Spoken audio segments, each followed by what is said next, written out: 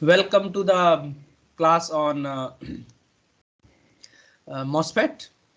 So we have already discussed um, the MOS capacitor, right?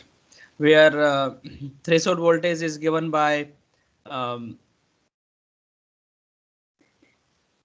a flat band voltage, right? Plus this the voltage drop in the semiconductor plus the voltage drop in the oxide. Now, this flat band voltage can contain some component of the voltage drop in oxide. So we can just write flat band voltage as phi ms, right? Plus Q fixed in the oxide divided by C oxide or Ci. Now this uh, voltage drop in the oxide includes the drop due to this fixed charge and plus uh, the charge in the semiconductor divided by Cox. That voltage will also drop across oxide, right? And band bending, this phi s, psi s, that is a drop across semiconductor, right? So effectively you can write um, the overall expression can be written as phi ms plus 2 psi b. Now 2 psi b is psi s at just at the threshold voltage by definition. Then psi across oxide is basically your qf by cox plus qs by cox, right? The fixed charge in oxide and the semiconductor charge. So if there is no fixed charge, then you can simply write qs by cox. And qs basically semiconductor charge is given by the depletion width times the doping density times q. And this is the expression that we have already discussed. So now this charge is basically negative, right? So there is actually negative sign there, minus qf minus qs, right? So this charge is already negative because this Na are negative ions, right? So this basically negative sign is absorbed here, right? So you only see root of 2 epsilon psi s by qna times, right, 1 by ci. This is q factor, basically the fixed charge in oxide, right? And inverted charge is basically difference of the gate voltage and the threshold voltage times Cox. And by default we are discussing p-type silicon or n channel, so it is minus Cox Vg minus Vt, correct? And you might call the MOSFET IV curve. So there are two types of curves are there basically. You can plot ID versus gate voltage, right? Now typically we have an input here, right? And here you have output basically, right? So this is ID versus VG, right? So that is basically your transfer characteristic. This is called transfer characteristic. Or you can plot ID versus VDS, right? And that is called output characteristic, right? So these are just names. And based on that, you can define different transconductances. Now, if you see here in output characteristic, there are two regions, right? This region is called linear region, and this region is called saturation region. So the transconductance or the conductance, they will be different for different regions, right? So you can define two types of conductance also, right? You can define the del ID by del Vg, or you can also define by del ID by del Vd, right? VDS, VGS, correct? So two types of transconductance you can conductances you can also define. Now, what give rise to this kind of characteristic in MOSFET? So first, let us have a look at qualitative description. So if you see here, this is source, this is drain, right? So this is P type, this is N type, this is N type. So it's a NPN junction, right? NP junction here and PN junction here, right? So across these two PN junction, if you plot two PN junction side by side, what will happen? Fermi level have to align in equilibrium. So for N, conduction band is near. For P, valence band is near, right? Again, N, conduction band is near. So if you look at the band diagram, these electrons in the source, right? Electron in the drain, they have this barrier here, right? So they cannot move. So you can see it here. Now we will do this. Okay. So what will happen? They see a barrier, right? So this is source, this is drain here, and these carriers here see a barrier, right? Now when we apply a gate voltage, what it does? It reduces this barrier, right? And then this barrier reduces. Now these electrons can cross over, right? If you reduce this barrier, now these electron can freely flow. So what we have done, you can look at the transistor in two ways, right? One is basically by the gate you are controlling the barrier, right?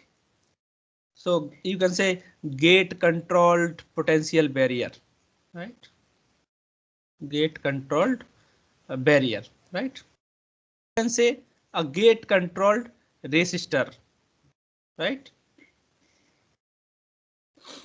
Gate control resistor. So we basically, when you reduce this barrier, we have also reduced the resistance. So these are the two views that you can have on the operation of transistors. So for N type or NMOS, your gate voltage VGS should be more than 0, right? Now, as we have seen earlier also, this VGS more than 0 is kind of relative term. So it should be, of course, on higher side. But if your metal and semiconductor work function difference is negative, phi ms is negative, then it may not be actually more than 0, right? So there are ways to control it. There are ways, right? If you look at the VT term, you have contribution from phi ms, right? Now phi ms you can control by choosing the metal work function phi m, because or you can control the doping of this substrate, right? That will also change phi ms. And another is the fixed charge, which we try to reduce, right? So minus qf by cox, right? So here you may not be able to control this fixed charge because there is certain limit, but you can control the C oxide. Now C oxide is epsilon by oxide thickness, right? So we can control the oxide thickness. So if you have a smaller thickness, then your capacitance will be less, right? A smaller thickness, then capacitance will be epsilon by T will be more, right? For a smaller thickness, and this is more. That means impact of QF by COX will be less. Then of course you have also this QS by COX, right? That of course you can control using the doping in the semiconductor, and as well as this oxide parameters, thickness. And people also use different oxide, high K gate oxide, to control this dielectric permittivity epsilon. And there's this 2 psi b, right? Now that psi b again depends on the doping. So all these parameters in the threshold voltage you can control. Now we are discussing the operation of transistor. So these now when you apply a gate bias more than the threshold voltage, this channel opens up and now current can flow. So now if you apply a voltage across source and drain, current will flow. In original condition, if you apply a voltage across source and drain, then current will not flow because one PN junction will be forward bias, other PN junction will be reverse bias. Very similar to open base BJT. Only difference is that their base has certain criteria, such as you need moderate doping, and the base had to be narrow, right? So here there is oxide there, so there is no current as such that will flow here, but this is basically NPN structure. Okay, so if you want to look at the 3D diagram, this is how it will look. When you apply a drain bias, what will happen? Now the voltage across the gate and the source is VGS. So if VGS is more than VT, then there will be inversion charge there, and inversion charge is given by minus Cox times VG S minus VT. But if you go to the drain side, the voltage difference between gate and this point will be VGD, not VGS, and which you can write VGS minus VDS, right? So if VDS is positive, then this voltage is reduced. That means your inversion charge is less here, right? So this is basically picture which is showing that depletion or the inversion charge will decrease as you move from source to drain. Correct? So now, of course, if you increase your drain voltage beyond certain point, then it is possible there may not be any inversion charge here. So beyond which we call that pinch off point, and beyond which current does not increase, especially for long channel devices. So to drive the IV equation, let's start with this diagram, and we call this approximation as gradual channel approximation, right? Gradual channel approximation. That means the voltage is slowly varying. It's not abruptly varying. Okay, there is no abrupt change in voltage. So this voltage is Vs, this voltage is Vd, and is slowly varying. So at any point along the channel, let's say the voltage is Vy. Okay, this axis is, let's say, Y, this axis is X. So voltage along channel is Vy, right? Now if voltage along channel is Vy, what will be the charge? Now if voltage along channel is Vy, what is the surface potential required to achieve the inversion? Now as we have discussed, this is your Fermi level, and we are considering p-type silicon. So intrinsic level will be above it, right? And then this bends down, and this is Q psi B. This is also Q psi B, right? So basically this bend has to bend by 2 psi B, right? Or 2 Q psi B. Now if we have a voltage Vy here, right? Now this Vy voltage or V source voltage, this voltage has to be with respect to the substrate, right, of bulk. So in MOSFET we also have another point contact called bulk, and usually source and this bulk are connected together, right? If the source and bulk are connected together, then the voltage across a bulk and this channel is Vy, right? So this voltage, right, and this voltage is Vy, right? So you can think like this. This voltage is Vy. So now there is a voltage difference there. That means applied voltage will change the Fermi level. Correct? Now you notice one more thing. Will the current flow? Now this is p-type silicon. This is N channel, right? So N channel is positive, P type is negative. So this is basically kind of reverse bias, right? So current will not flow, right? So, but because this applied bias is there, so the Fermi level will change. Now there is a positive voltage here. So what will happen to the Fermi level? Fermi level will shift down by the amount called Vy or QVy, you can say. That means now Fermi level is here. That means for inversion, how much voltage we need? We need 2 psi b plus Vy, right?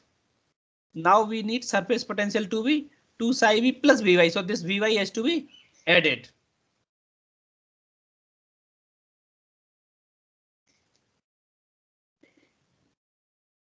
You understand this point? So for a channel potential Vy, we have to add Vy term to 2 psi b. That will be your surface potential. Okay. Now let us drive the equation for current. So again, in the gradual channel approximation, your gate voltage is basically flat band voltage plus psi s plus charge in the depletion region divided by COX, right?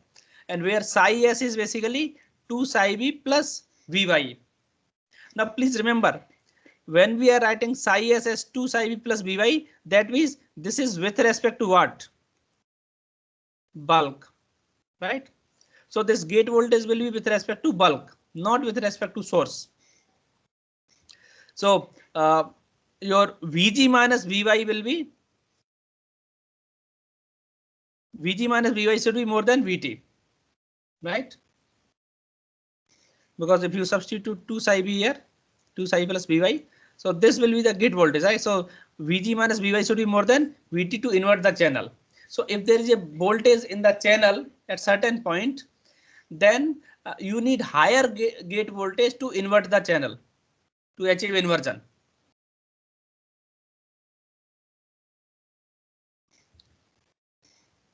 And this I think we have already discussed. Vd set is basically Vg minus Vt. If the drain voltage is Vg minus Vt, then it basically saturate or pinch off is achieved, right? Now we can write the equation for current. Now you can recall J is the current density is Q times V. Now Q is the charge per unit volume, right?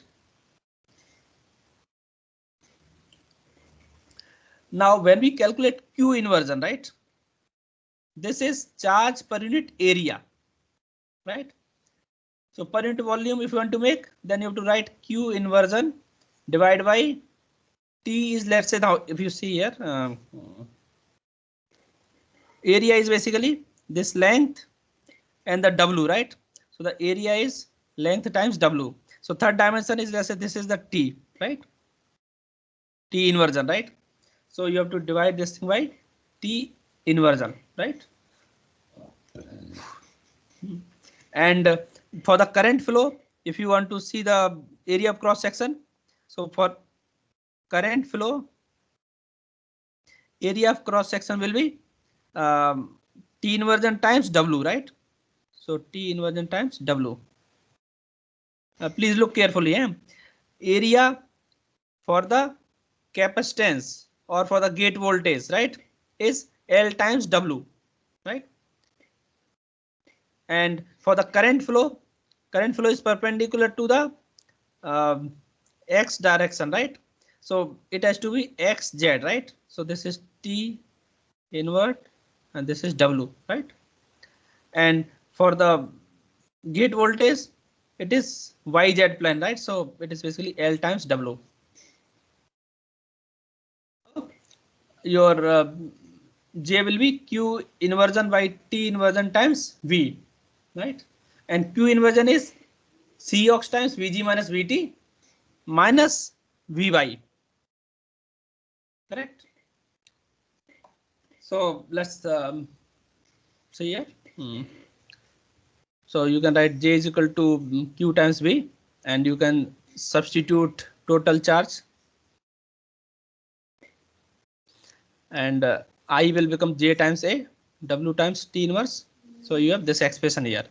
Now Q inverse is COX times Vg minus Vt minus Vy. And of course your velocity can be written as mu times electric field. And electric field, now which electric field is this? In diagram we have assumed y, right? This is y direction. So this electric field has to be y direction. So y direction electric field will come from drain voltage, right? So it will be dV by dx along y. And so therefore you can write I is equal to mu times dV by dx or dV by dy times q. So this is cox Vg minus Vt minus Vy times W, right? So that will be x. Now you can integrate it. So integral I dy, right, is equal to integral of right part with dV. So if you integrate it, now I is continuous. So you can simply write IL, and this will be mu effective W cox Vg minus Vt times V. Then this will be minus V square by 2 times L, and integration limit is 0 to Vds, right? So you get Vd square by 2 here and 1 by L, correct? Now this is valid in or up to pinch off only. Beyond pinch off, this current will become constant. So if you plot it, it's a parabola, right? It's a parabolic equation of parabola, right? Where the peak occurs at to Vg minus Vt. So after that it will drop, right? As far as this equation is concerned, right? But actually current will remain constant. So what we will do, we take this curve. So up to this point is given by the equation. Then we just keep the current constant to ID set. So we substitute Vd is equal to Vg minus Vt, right? So you basically have two equations for linear region, and for saturation region you substitute Vd is equal to Vg minus Vt. So you just have Vg minus Vt square by 2. Correct. This is also called square law theory of MOSFET. Now let us look at the pinch off. The pinch off is typically occurs at the drain end. So because drain voltage is positive, so your Vg minus Vd is reduced. So inversion channel disappears there, right? So if you apply the bias, so initially let's say this is 0 bias, then you apply certain bias, right? But if you increase the bias, then pinch off appears here, right? And the length of this pinch off is given by 3 times oxide thickness times junction depth, right? So this is basically your junction depth. So this is one reason why we keep the junction depth less, so that your change in channel length is reduced. And 3 actually comes from the dielectric constant ratio, because for silicon it's 11.9 and for oxide is around 3.9, right? So around 4 3 is 12, so something like 3 comes here, right? And if you reduce this junction depth, then this delta L will also reduce, because the effect of the source and drain doesn't spread, right, that much. And of course the maximum electric field then will be, this is Vd and this is Vd set here at the pinch off. So you can think like this. This is a pinch off point. This is a channel. So this is Vd set and this is Vd, and this length is delta L, right? So the electric field will be Vd minus Vd set divided by delta L. So that will be a maximum electric field. So it is possible that under this maximum electric field, these carriers may move with the saturation velocity. But there is no charge here, so it does not increase the current. So if you look at the typical characteristic, ideal characteristic of N-channel MOSFET. Now there are two types of MOSFET. One is enhancement type, other is depletion. So enhancement type is basically they are normally off, and when you apply a positive voltage, they turns on the gate. In depletion mode, channel already exists, and you can apply a bias to deplete the channel basically.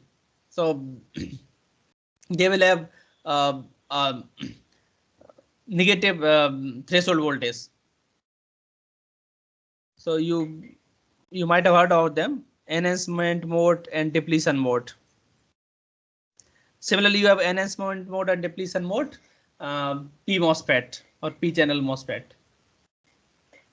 Now you can plot their transfer characteristic, I versus VG, gate voltage, right? So if you plot I versus VG, this is for linear region, right? So there's a VD square by 2 term, right? VD square by 2, right? So for a smaller voltage, you can ignore it. You can just write linear term here. And if you look at the slope, so del I by del VD will be, this is basically W by L mu n C oxide times Vg minus Vt. So that will give you the slope. So from that you can get the parameter K and intercept of this line. So where ID is 0, if you extrapolate this line, ID will be 0 at Vg equal to Vt. So this intersection point is called threshold voltage. And another way is basically for saturation region, you can plot square root of ID, right? Because for saturation region, ID set is given by mu n cox w by L Vg s minus Vt square by 2, right? So it becomes Kn by 2, right, times Vgs minus Vt. So slope, of course, from slope you can get Kn, and intersection point will give you Vt. Now, if your transistor is accurately described by the equation, then as far as equation is concerned, these two values should be same. But what happens in saturation region, some second order effect do appear, right? And they can alter the threshold voltage for saturation region. So one such effect is drain induced barrier lowering, which we will discuss in subsequent slides. So this is only applicable for short channel length transistors. So in such situation, your saturation threshold voltage can be lower than the threshold voltage obtained in linear region.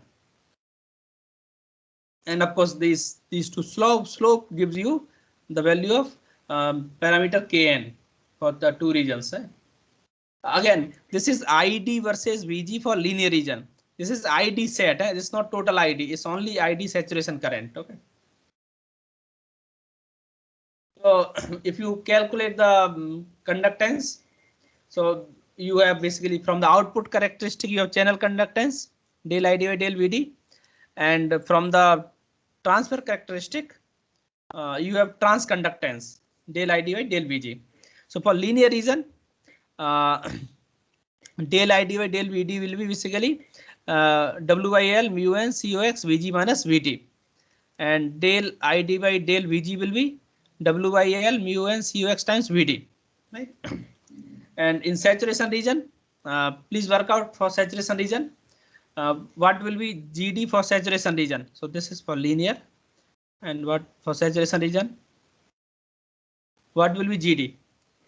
Now for saturation region, ID is given by mu n cox W by L Vg minus Vt square divided by 2. Now it does not depend on Vd. So del ID by del Vd will be 0.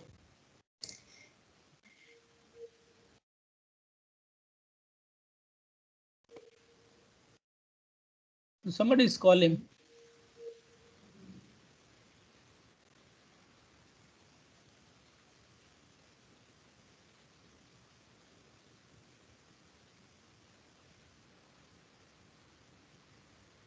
Am I audible? Yes, sir. Okay. It was showing some reconnect something. So you did not miss any part, right? No, sir. Okay, good. Thank you. So in saturation region, it does not depend on VD. So your channel conductance will be 0. And what about transconductance? 2 will cancel, Vg minus Vt, right? So this will be same as the GD for what is happening?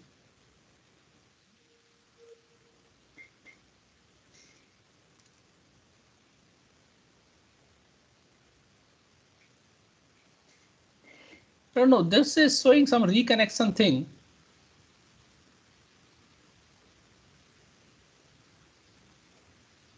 Okay, I hope it is all right. So for transconductance, del ID by del Vg in saturation region, you will get mu and Cox W by L times Vg minus Vt times 2 and 2 will cancel. So these two expressions are same, right? So what is channel conductance in linear region is transconductance in saturation region. And in saturation region, channel conductance is 0, right? And in linear region, transconductance is dependent directly proportional to the drain voltage. Okay, and it is shown here in this slide. So let us continue. Now we can look at the equivalent circuit. So because gate is only a capacitor, right? There's a metal, there is an insulator, the silicon, right? So no current flow through the gate. So gate is shown as open, right? And output, we have discussed two terms here, del ID by del VD and del ID by del VG, right? And which we call channel conductance, and this we call transconductance. So now you can write ID is del ID is GD times del VD, right? So this is your GD, and GD is, you can also write 1 over R out, and del ID is GM times del Vg, right? So this is your transconductance. So this is how you get this equivalent circuit. And of course, when you do the frequency analysis, you also need to include the capacitance here, right? Between the gate and drain. So this becomes CGD. Between the gate and source, CGS, right? And that is used for frequency analysis. And you can also calculate the cutoff frequencies like we calculated for the BJT. So what you can do, let's sort it out, and let's say your input current is IN, right? And what will be your output current? I out, right? Now if this is short, so no current will flow through this R out or GD. So our I out will be minus GM times VG, right? And minus GM plus the current through CGD, right? Plus current through CGD, right? So basically you have to write equation, node equation here, and input current, because this is sorted. So this is basically grounded here. So your input current will be current through the CGD and CGS, right? So I input you can write VG times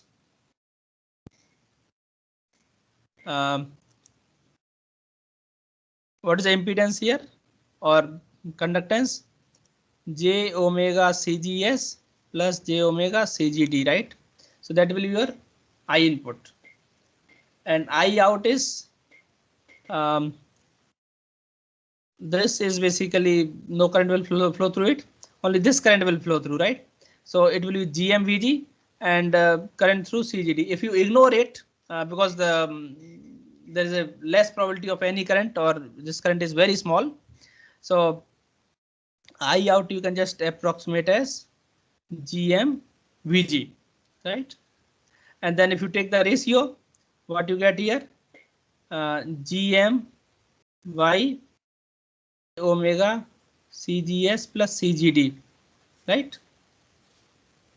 Or you can, this whole thing you can write C gate, right?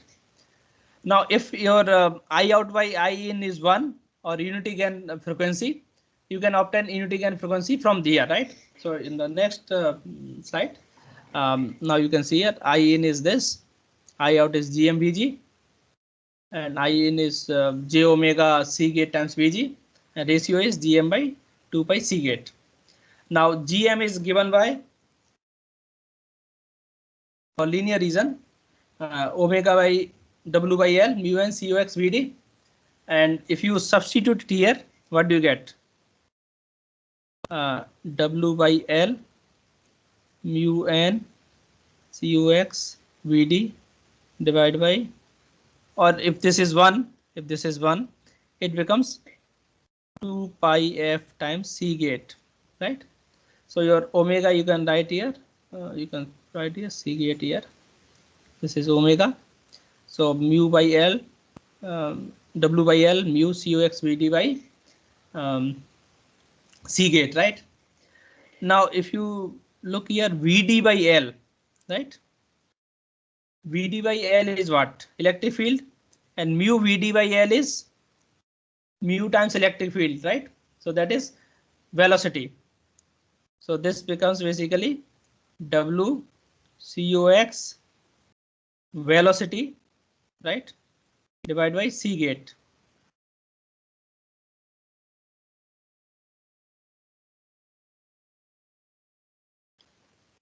Now if they are, if MOSFET is correctly designed, or it is working as described, then these two will be almost equal, right?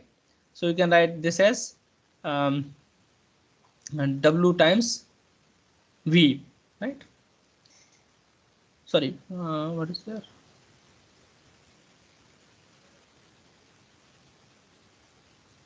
Mu VD by L, right?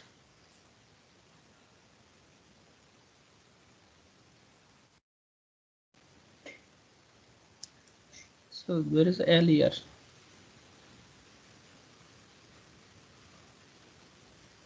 Okay, there is another factor here. This gate is basically per area, right? The capacitance is per unit area. So your capacitance will be C gate will be Ci times W L, right? And your COX will be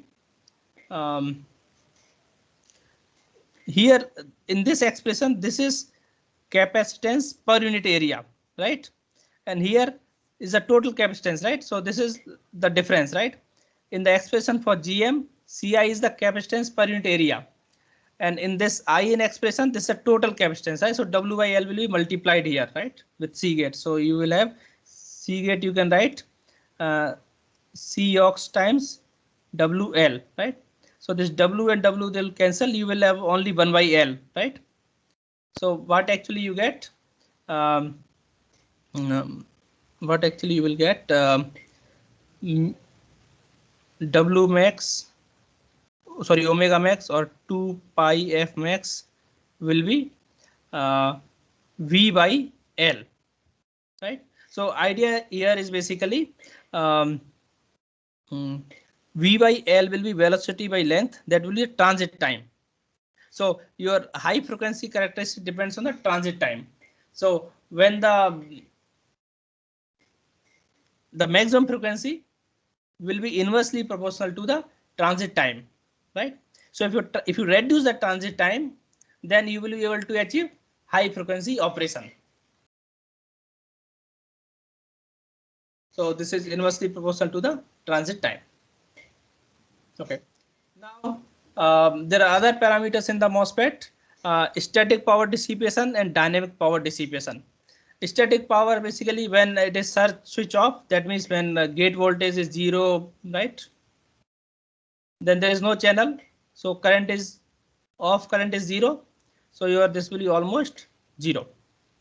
So there is no static power dissipation, but dynamic power dissipation will depend on the charging and discharging of the capacitor. That you can write half CV square. Now again here C will be total C, right?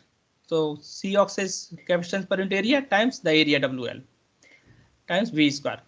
And if the frequency is more, there will be more dissipation, because for each cycle, right, there will be dissipation. So you can write it is proportional to F. Now, in typical circuit, it may happen that, you know, these state may not change for every clock cycle, right? So there is some alpha factor is given here, which is related to the activity, the transition, right? So dynamic power is basically is proportional to frequency and voltage square. And if you look from the oxide capacitance, right? Oxide capacitance should be high enough so that you are able to control the channel, right? But if it is high, you have more dynamic power, right? So there is basically kind of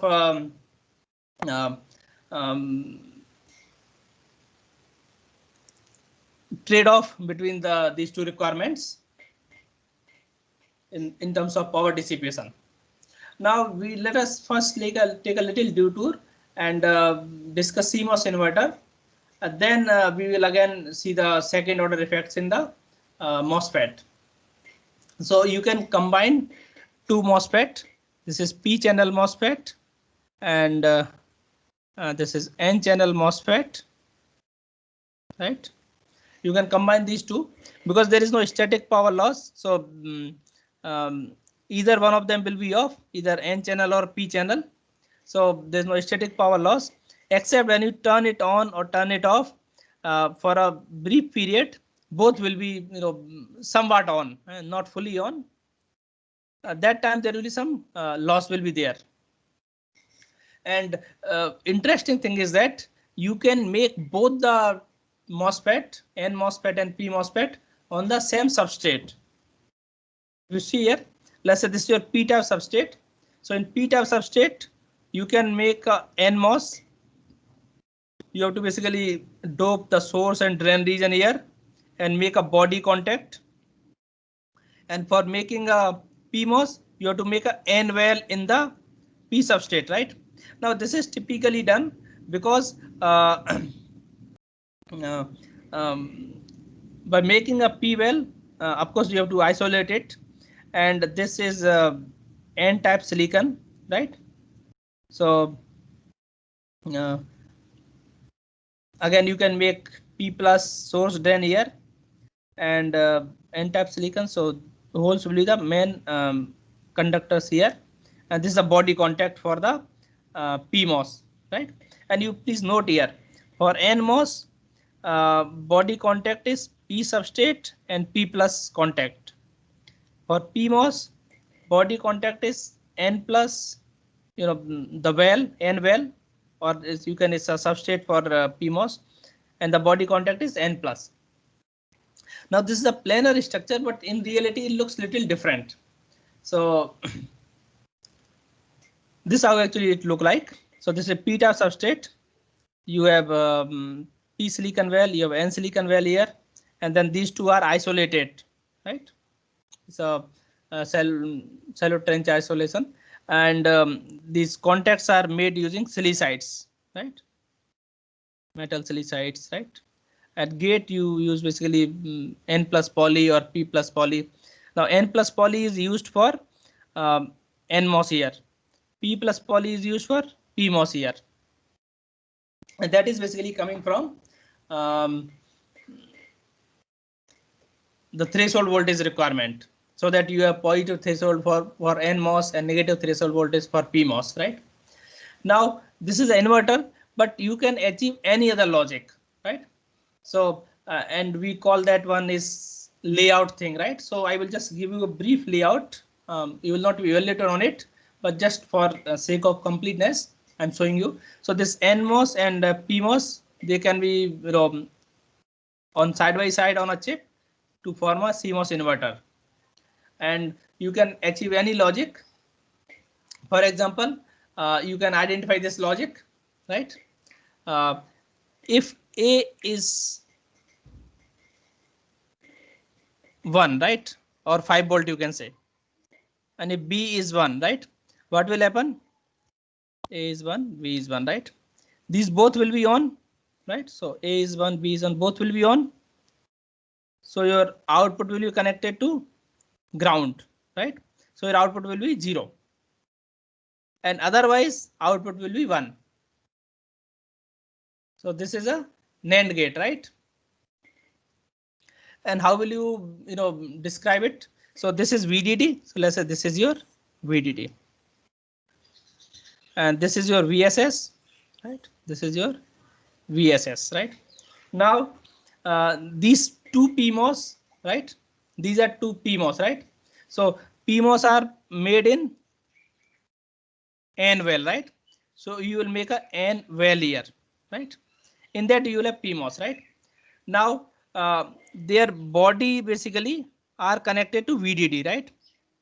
So we will have one contact for body, and this is N well. So this will be N plus doping, right? And that will be your body, right? And that is connected to VDD. So it should be connected to VDD. Then your source and drain, they are all P type, right? So you can have P type. So let's say this is